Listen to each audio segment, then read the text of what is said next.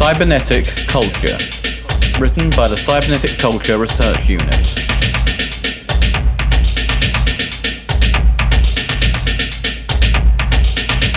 Stifling, claustrophobic atmosphere of heavy significance. Everything you say is measured. Let's go round the room, everyone tell us who you are. Infinite debt. You can't speak unless you've read this or that, or this on that. Interminable waiting for authorization letters from above, letters after your name. Endless staircases leading up into limitless gloom. The castle. Abstract diagram of authority, home of ancient coding machinery, and the site of malevolent lobster invasion. The great crustaceans double-articulate the whole planet as a labyrinthine series of dead ends, impasses, and incommensurable differends. The world's your lobster. There are only two options: ostensible acquittal or indefinite postponement. Get used to feeling guilty, because behind every wall in the castle there's evidence of horrible scenes of torture.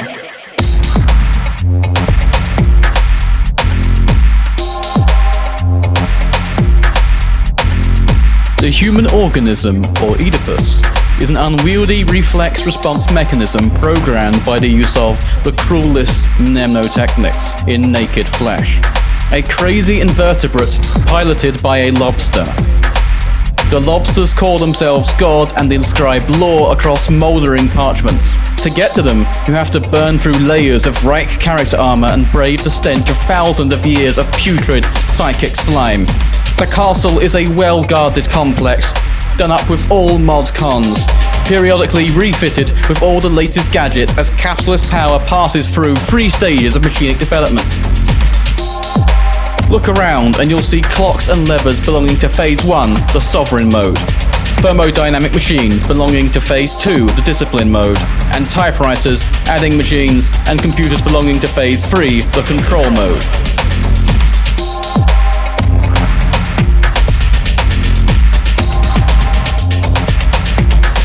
Automaton, robot, cyborg, mechanical, industrial, cybernetic.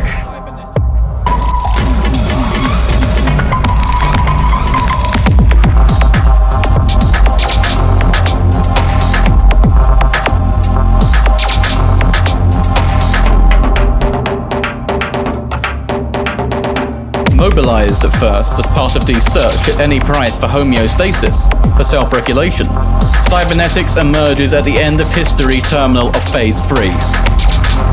Dedicated to the avoidance of excessive inflow excitement, the reduction in the machine of the effects of movement from towards the outside. A tool in man's age-old quest to avoid being dragged away by the currents.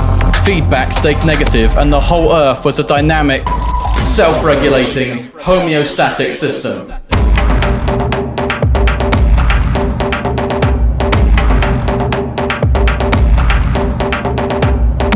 The first offspring of this marriage of cybernetics and the organism emerged in the bionics labs. In 1960, a new concept was created to denote the cooperation of man with his self-designed homeostatic controls in quasi-symbiotic union. The cyborg.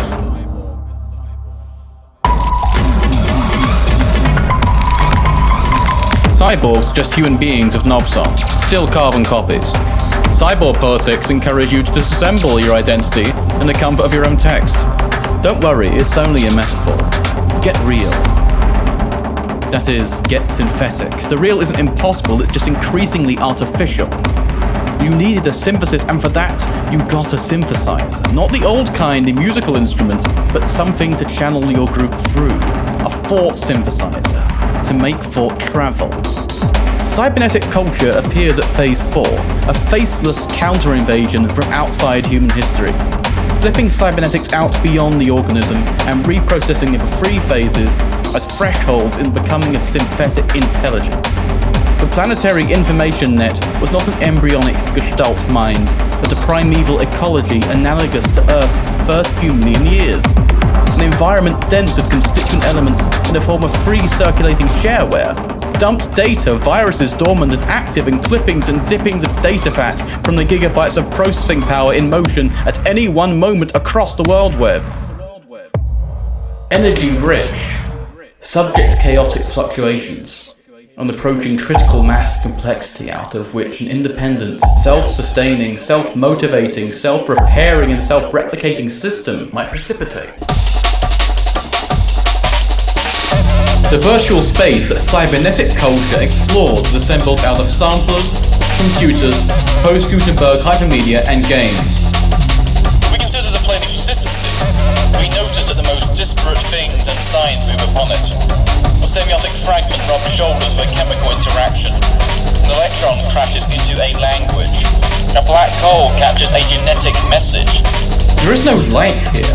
We are not saying like an electron, like an interaction. Mais chiffres du reste de l'autre, parce que si vous êtes pris dans le reste de l'autre, vous êtes foutu. Ne soyez jamais pris dans le reste de l'autre.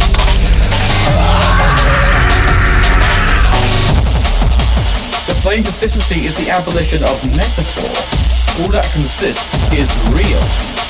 Beyond the straight and narrow, cybernetic culture can't concentrate, but it does zero in. Dismantling the past is already getting in touch with something else. Contact and contiguity are themselves an active and continuous line of escape.